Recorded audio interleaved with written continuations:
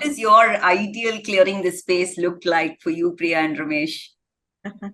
For me, it is so I do make notes, right? Because when you're working with multiple people at the same time, and it's not possible to remember what's really happening with each client. So I do make notes. So I use those notes to ground myself before a conversation. Okay. So my calendar is always free at least half an hour before the next coaching conversation. And I don't have anything for another half an hour after that. So uh, completely in the space. And it does take me time. Yes. It's not easy for me to switch from one to the other, and it doesn't work that way. So I do, yeah. So I do that very religiously. Wonderful. And for you, Priya, what is that?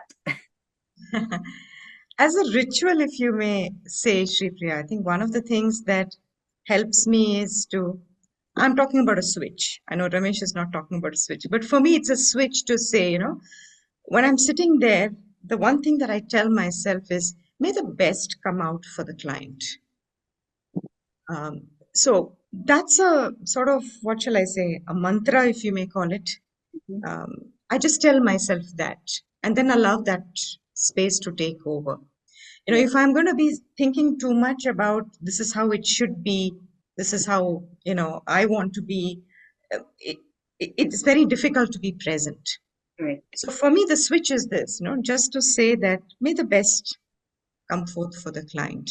And just staying, of course, we do tune in a little earlier to the call. So that's the mental space in which I'd like to be before any call.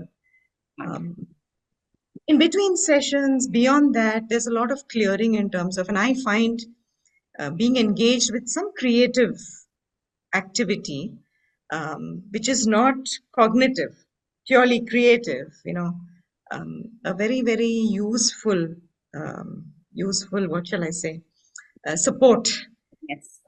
for my presence. I get it. That's beautiful.